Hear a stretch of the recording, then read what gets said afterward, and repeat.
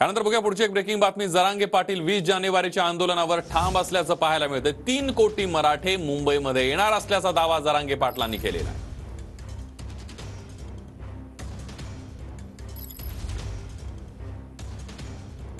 आपल्यासोबत संतोष नलावडे आहेत आपले प्रतिनिधी आणि त्यांच्या सोबत आहेत मंत्री शंभूराज देसाई। संतोष, एकंदरीतच जरांगे पाटील ठाम आहेत, सरकारची भूमिका काय ती जाणून घेऊया।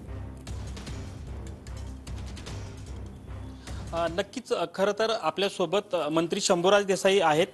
साहेब, खरं तर 3 कोटी मराठे हे 20 जानेवारीला मुंबईमध्ये दाखल होणार असा जरांगेचा इशारा आहे। 1 तास देखील 20 जानेवारीच्या पुढे देणार नसल्याचं एकूणच ते म्हणतायत। काय सांगाल याविषयी?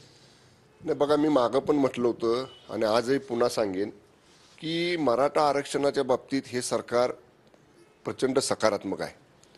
राज्याचे प्रमुख माननीय मुख्यमंत्री एकनाथजी शिंदे साहेबांनी अनेक वेळा ही भूमिका सरकारची स्पष्ट केलेली आहे की कायमस्वरूपी टिकणारं आणि कुठेही त्याला पुन्हा कसली कोर्टाची बाधा येऊ नये असं कॉन्क्रीट मराठा आरक्षण हे आपण देण्याचा निर्णय सरकारने घेतलेला आहे। याच्यासाठी मी परत सांगेन की जे डेडिकेटेड कमिशन आहे, ज्या कमिशनच्या रिपोर्टच्या आधारे हे सुप्रीम कोर्टापुढे आपल्याला साबित करायचं आहे की मराठा समाज हा आर्थिक मागास आहे, शैक्षणिक मागास आहे आणि सगळ्याच बाजूनं किती प्रमाण असं गरीब लोकांचं मराठा समाजामध्ये आहे। दुर्दैवानं पूर्वी जो काही अहवाल गेला किंवा रिव्ह्यू पिटिशनमध्ये ज्या काही गोष्टी मांडल्या गेल्या त्याच्यामध्ये ह्या गोष्टी आल्या नाहीत। आता आपण राज्य मागास आयोगाचं पुनर्गठन केलं, नवीन माननीय सदस्य आणि अध्यक्ष नेमले आणि डे नाईट त्यांचं काम सुरू आहे।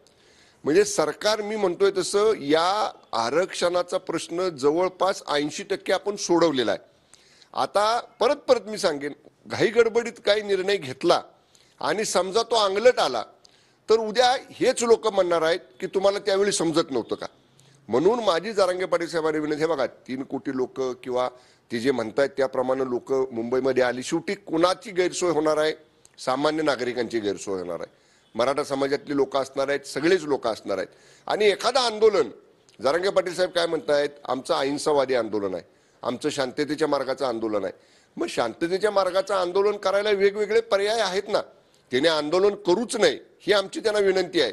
पण एवढ्या मोठ्या संख्येने लोक आणणार किंवा लोक येणार अशा पद्धतीचं वक्तव्य करून विनाकारण, माझं म्हणणं एवढंच आहे की सरकार प्रयत्न करत असताना अशा पद्धतीचं भूमिका घेण्यापेक्षा त्यांनी संयमाची भूमिका घ्यावी।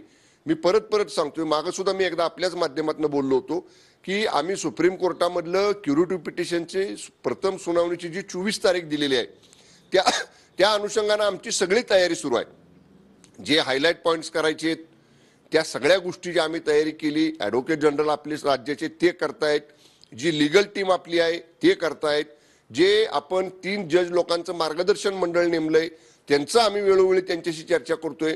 सगळ्या बाजूने आमचे प्रयत्न सुरू आहेत। त्यामुळे माझी, जसं अनेक आमच्या माननीय मंत्री महोदयांनी विनंती केली जरांगे पाटील साहेबांना, तशी मी सुद्धा करेन की अशी भूमिका घेण्यापेक्षा त्यांनी संयमाची भूमिका घ्यावी आणि 3 कोटी लोक ते म्हणतात त्याप्रमाणे मुंबईमध्ये येतील तर ही शेवटी गैरसोय सामान्य लोकांची होणार आहे, मुंबईकरांची होणार आहे, येणाऱ्या लोकांची होणार आहे। त्यामुळे कुठलंही आंदोलन करताना कोणाची गैरसोय होणार नाही, कुणाला त्रास होणार नाही याची काळजी प्रत्येकानेच घेतली पाहिजे। पण साहेब, सरकार यासाठी काय उपाययोजना काय करते का, या अनुषंगाने काय तुम्ही बोलणार आहात का? हे बघा ना, आता एवढे प्रयत्न आम्ही आरक्षणासाठी करतोय ते मी आपल्या वाहिनीच्या माध्यमातून आता स्पष्ट सांगितलेले आहेत।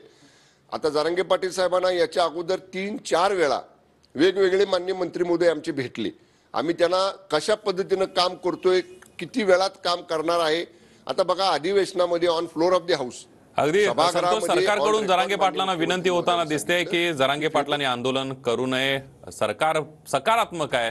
धन्यवाद दिलेल्या संपूर्ण माहितीबद्दल आणि एकंदरीत शंभूराज देसाईंनी सुद्धा सरकारची भूमिका मांडलेली आहे।